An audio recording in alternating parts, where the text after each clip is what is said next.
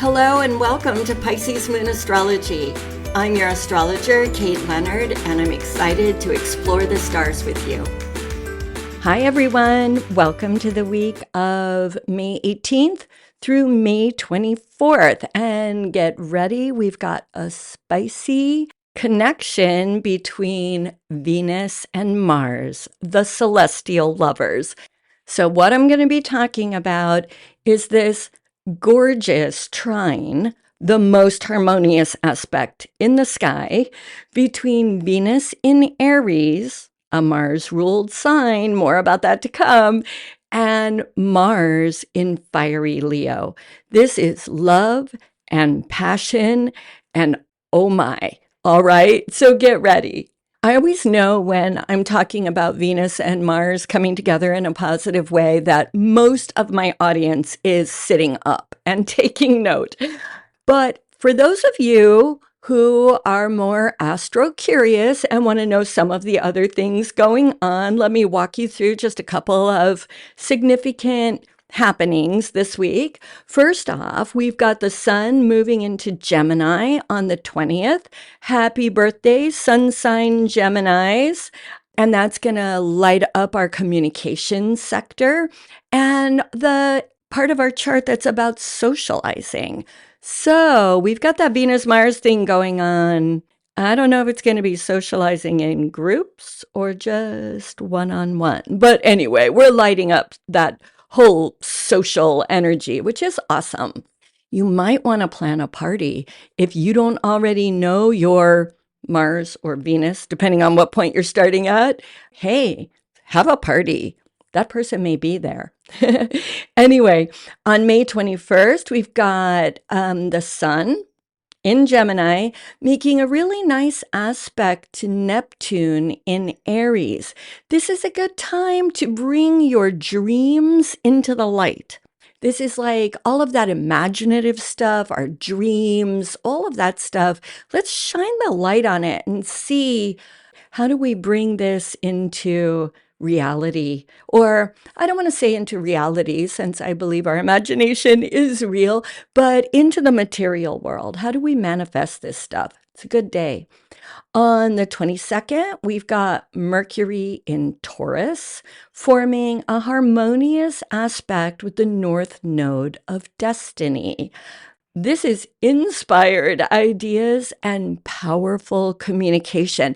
But it's bigger than that. It's going to have something fated about it. When the North Node of Destiny is involved, these ideas, these conversations, whatever they are, that's the mercurial part of this, they're going to have a deeper meaning. They're going to have something to do. Something's going to come up that is going to lead us down our path in a really, really positive way. This is super good.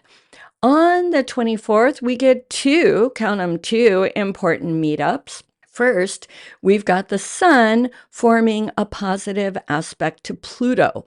This is going to be lighting up our empowerment, shining the light on our personal power. It's going to be lighting us up and empowering us. Super good. And on that same day, we also have Mercury conjuncting. That means like sitting in the lap of Uranus. So unexpected news, startling thoughts. It may be coming from within us, right? When we're just like, oh, wow, where did that idea come from? Well, it came from you and the cosmos. So really good stuff, but I'm really expecting a lot of people to be getting unexpected news. So hang on to your hats. All right. Just a last thing, I want to thank you all for being here. And if you would share the podcast, I would be ever so grateful. Also, down in the show notes, there are links to book a reading with me. Head over to my very free Substack, one of the easiest places to actually have dialogue with me, and to Jackie Tempera's site on Substack, where we collaborate on horoscopes. I don't know how to make it sound right, but spelled with a W. It's spicy over there. Go check her out. Anyway, finally, we are on to the big event. Sorry to keep you waiting. Like I said, I know everybody's always loving the Venus, Mars stuff. Who doesn't want spicy love? Look at your natal chart, grab your natal chart. When I'm talking about these energies, there's always the sort of general significance to them. Mars and Venus are the celestial lovers. They're in a trine, the most harmonious aspect. People are going to be falling in love. Relationships are going to heat up. Mars is in Leo. That is fire on fire on fire. Well, I mean, actually, it's only 2 fires, but you get what I'm saying. It's hot. Okay, that's what I'm saying. So all of us are going to get that in some way, right? Especially if it's hitting significant planets and things in our charts. If you don't know about all that stuff, book a natal reading, because I promise you, you will see your chart differently. But also look to see where Leo and Aries are in your natal chart, because those are the 2 houses being activated. The houses tell us what area of life these energies are going to be most directly playing out in. So yeah, all the hot, spicy love stuff, right? That's like a general thing. It's happening in the sky. But it's going to have specific significance to those houses where they're acting on us. So we may also be getting some kind of harmonious, though spicy, relationship having to do with work, family, art. Remember, Venus is all relationships. She's art. She is making money, right? She loves money because she loves luxury. So depending on where this is hitting, you will be having special energy in those houses. Doesn't mean if it's not, for example, hitting you in the 7th house of relationships, that doesn't mean you're not going to have spicy sex. Just saying. Okay, hang in with me. If you listened to last week's episode, and I'm sure you did, right? We were dealing with Mercury and Venus kind of competing to see who was going to get to this interaction with Mars first. Mercury got there first, but as I said, Venus is going to stay there longer in this relationship. It's really golden. So that heated argument stuff that Mercury was doing last week, we should be pretty much past that at this point, going into just the I love you, right? We should be on the good end of that. So just to let you know, if you did get hit with that square from Mercury to Mars, yeah, those arguments should be mostly over. Okay, we should have smoother sailing with Venus now. So one thing to keep in mind is Venus is in Aries. First off, she doesn't like it there. Aries is a Mars-ruled sign, which is good for this aspect, but hold that good piece for just a minute, okay? Venus is the opposite of Mars. It's the yin and yang kind of thing, right? So Venus doesn't love being in Mars's sign, but Mars is making that good aspect. So it's like he's blowing a fiery kiss across the cosmos and supporting her over there. So we get more energy than we would, and it's going to play out better because the host of this house that she's in, this sign that she's in, is supporting her. Good. Otherwise, Venus in Aries is not such a great ride, okay? Think about this. This is warrior goddess Venus. Aries is a warrior. Aries is about me, what I want, what I need, my way. We could call him a warrior, we could call him a toddler. Both would be kind of accurate. But Venus there is saying, I want love my way. I want to be loved the way I need to be loved. I am not anybody's doormat. Okay, Venus is never, she's always a goddess. But in Aries, we're really getting warrior goddess. I've been talking to private clients this week, and a lot of them are going through what they're describing as these kind of quantum leaps in the area of their relationships. And a couple of them have actually talked to me where in the past, they've accepted relationships where they weren't treated right. They just weren't treated right, even though there were aspects of the relationships that seemed like they should be right. It ultimately boiled down to these relationships ended because clients that I was speaking to, they weren't getting their needs met. They weren't being treated with respect and dignity and all of that kind of stuff. So that is over. That is over.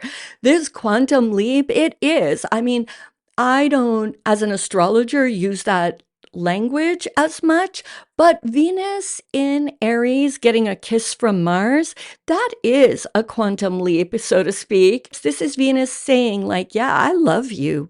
I love you and I'm here for it, like Venus always is. But she's also saying, and I will get my needs met. No more people coming in that aren't going to respect me, love me the way they should, put me first. Venus is on it. This is so good. Now, I want to remind you, this wouldn't be as good if Mars weren't over there in this relationship saying, yes, I support you. This is his kingdom she's in, and she's getting the blessing of the king to go for it. Oh my gosh, you guys, this is so good. This is really good. And let me clarify, just because I know sometimes, because Venus and Mars are yin and yang. We call them male and female in that very traditional sense of what those words mean. Okay, and I know we don't look at things like that anymore, but this is an ancient system, so we have to go back to that. But I want to make very, very clear, Venus doesn't only bless women. Venus is love. She's art. You know, she is that kind of creative force. I just want to make that clear so that during this talk, where I sort of necessarily have to fall into old school language because old school people made up all this or put language to all of this stuff, I do want to let you know that if this is not about, I'm talking to the girls, okay? Just wanted to get that clear. So, what does that all mean? You know, it means Mars and Venus. That is just passionate love. Mars rules passion, literally. He's sexual energy in that very, and here I go, masculine, outward, forceful, not forceful, you know, that go for it kind of way. He's Mars. He's a warrior. He's like, oh, I got this. You know, I'm going for what I want. And Venus is the love part of it. I mean, get ready. I'm picturing okay, I'm not picturing it, you know what I'm saying? But I think there's going to be some steam coming from a lot of people's boudoirs. Why did I say it like that? I have no idea. But for those of you who this is not where you're at in your life, you're not looking for steamy hot sex, or even maybe a renewed emphasis on relationships. So let me break that down too. Some people are going to be meeting this person, although given the Venus retrograde period that we've just gone through, I think a lot of you probably already know who this person is. Some people will be meeting new people because Venus retrograde brought about a lot of endings to relationships, at least if my clients are any measure. So whether you're with somebody that you've been with a really long time, you're with somebody and you're just starting this phase of your relationship, or you're meeting somebody new, this is passion. This is some kind of a renewal, deepening, empowering in that relationship. But for those of us who are just like not about that at this time in our life, that's where you want to be really clear on where this is happening in your chart.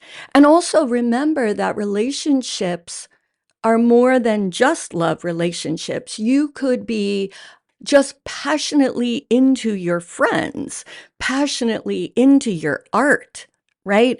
There's all kinds of love out there that you could be feeling passionate, even a work project. So it doesn't have to take place in the bedroom for those of you who are kind of like, whoa, Kate, you so don't know where I'm at in my life. So let's go around the wheel just a little bit, all right? And look for Aries. This is where I think you're going to be feeling this most, okay? If that's your first house, this is really hitting you in you. You are going to be falling back in love with yourself. You're going to be finding some passionate enthusiasm for who you are in the world and just saying, you know, I deserve to treat myself better. It's an interesting place. I think first house people are going to be really loving where they come out after this. Second house is money and possessions.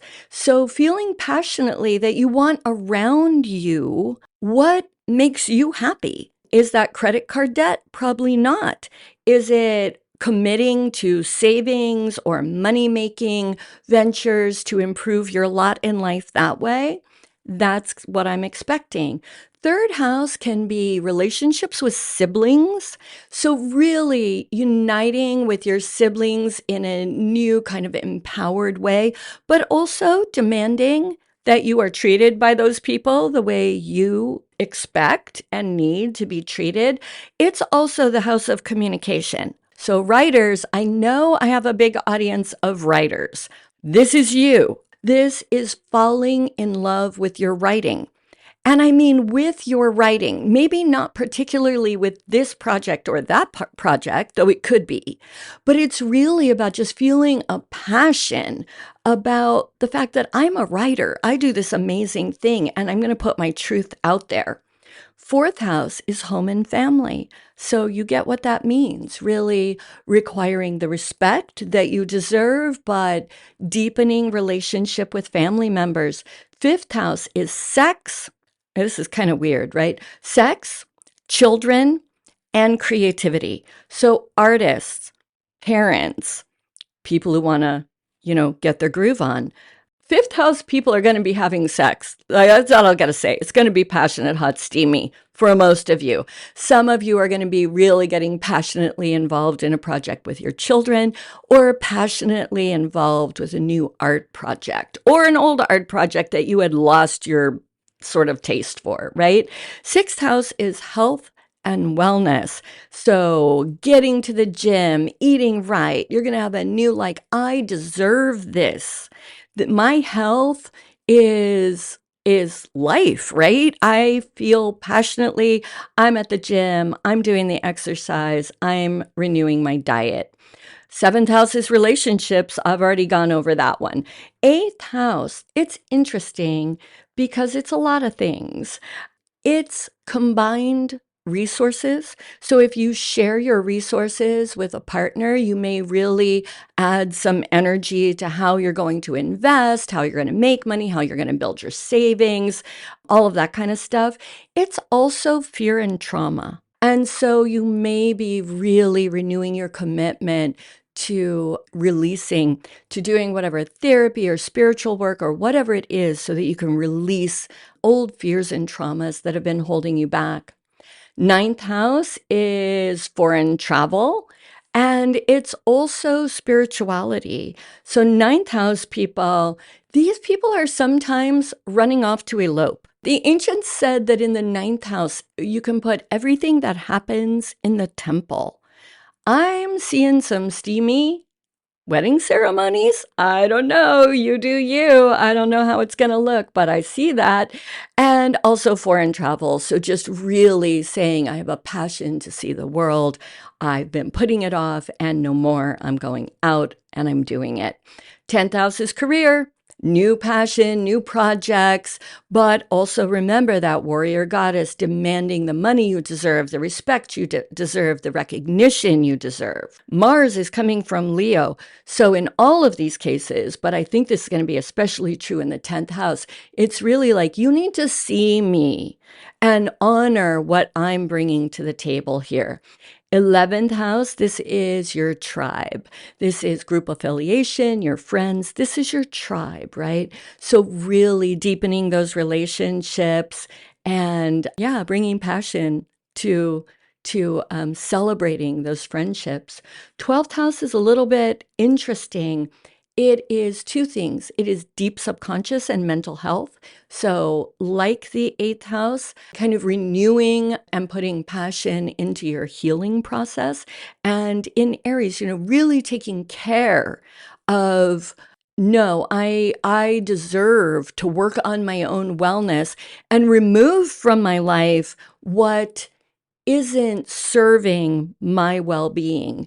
But 12th house is also retreat and doing things alone, time alone, right? So it may be that, like, I love you all a lot, but I also love me and I need some time to be with me and deepen my relationship to myself. So it's a good time for things like yoga retreats and meditation retreats and just spending time in nature and all of that is healing and self-love and just life affirming and renewing, but on that deeper level that you do alone. So I hope that helps as you're trying to figure out where is this for me, wherever it's hitting you and however this plays out. Remember that you are the mighty warrior goddess. You are standing in your own power, and whatever is happening, however this is playing out, you're like, yeah, I got this. I'm all that. This is magical. It's wonderful. I love it. Thank you for being here. Sorry this went a little bit longer, but I know you guys like it when I break it down sign by sign. So just look for Aries. Just look for Aries. What house is it in? That's all you're doing. Thank you so much. Please share the podcast. Go on over to Substack. Give it some love. Book a reading. You know you want to do that. You know you do. Anyway, however this all plays out for you, I know I'm going to be hearing about the fires of passion, and I'm wishing you all the best. And yeah, that's all I got. So until next week, go out and seize the energies of the stars. That's truly my wish for you always. And until then, bye.